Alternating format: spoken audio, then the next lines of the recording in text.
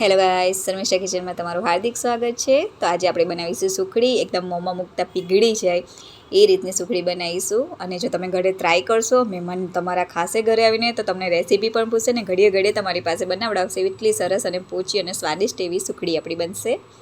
તો ચાલો આની રેસીપી સ્ટાર્ટ કરીએ। તો એના માટે મેં અહીંયા ઘઉંનો લોટ લીધો છે, એ જ વાડકીના માપથી ઘી, ગોળ અને છીણેલું કોપરું લીધું છે। હવે એક કઢાઈમાં આપણે એકદમ સ્લો ફ્લેમ પર જ તમારે આ બધું કરવાનું છે। હવે ઘી ઉમેરી દઈશું એક વાડકી, અને એમાં મેં આ જ વાડકીના માપથી 1.5 વાડકી જેટલો ઘઉંનો લોટ લીધો છે। તમે તમારી રીતના માપ લેવાનું રહેશે। જો તમને લાગે કે ઘી થોડું ઓછું લાગે છે તો ઉપર તમારે 1-2 ચમચી ઉમેરી દેવાનું। આ રીતના સારી રીતના એને મિક્સ હલાવતા જવાનું, જેનાથી આપણો ઘઉંનો લોટ એકદમ સારી રીતના શેકાઈ જશે। જો આ રીતના શેકાઈ જાય, હવે ફરીથી આપણે 2 થી 3 મિનિટ જેવો જો શેકાવાનો રહેશે। મસ્ત જ કેવા બબલ થવા માંડ્યા છે, જો કલર પણ એનો ચેન્જ થઈ ગયો છે। તો બરાબર આપણે હવે લોટ શેકાઈ ગયો છે। 2 મિનિટ જેવું આપણે એને હલાવતા રહીશું, ને એકદમ સ્લો ફ્લેમ પર જ તમારે કરો ને। અહીંયા મેં દૂધ ઉમેર્યું છે ને મલાઈ થોડી ઉમેરી છે। એકલી મલાઈ પણ તમે અંદર ઉમેરીશો તો પણ ખૂબ જ સ્વાદિષ્ટ લાગશે ને એકદમ દાણેદાર આવે છે ને એવી સુખડી તમારી બનશે।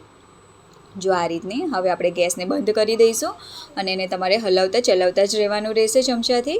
સાઈડો પરથી પણ તમારે આ રીતના કાઢી લેવાનું। હવે 1 વાડકી જેટલો આપણે એમાં ગોળ ઉમેરીશું। ગોળ તમે વધારે ઓછો કરી શકો છો મીઠાશ પ્રમાણે તમારી। હવે એમાં કોપરાનું છીણ 1 વાડકી લીધું છે મેં, એ પણ તમે વધારે ઓછું કરી શકો છો।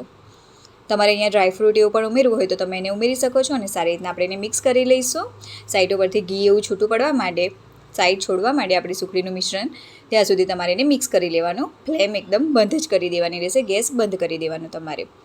હવે આપણે ડીશ લઈશું અને એને ઘીથી ગ્રીસ કરી લઈશું। ઘી કે તેલ કોઈ પણ તમે લઈ શકો છો, એનાથી સારી રીતના ગ્રીસ કરી લેવાનું। ને જે આપણે સુખડીનું મિશ્રણ બનાવ્યું છે તે એમાં ઉમેરી દઈશું। આ રીતના તમે એકવાર ઘરે તો જરૂરથી ટ્રાય કરજો, ખૂબ જ સ્વાદિષ્ટ લાગે છે। હવે એને આ રીતના પ્રેસ કરી દેવાનું।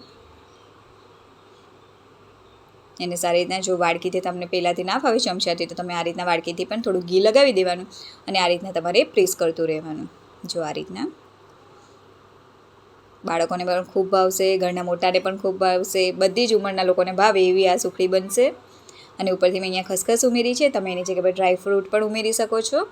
હવે એને આપણે થોડી 1 મિનિટ જેવું થાય એટલે આપણે એને કટ આપી દેવાના। આ રીતના કોઈ પણ શેપ આપી દેવાનો, તમને ગમે એ શેપ તમારે આપી દેવાનો રહેશે।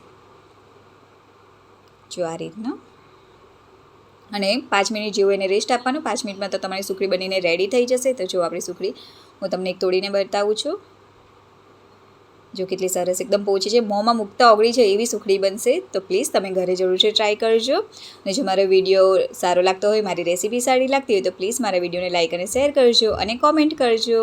Thank you.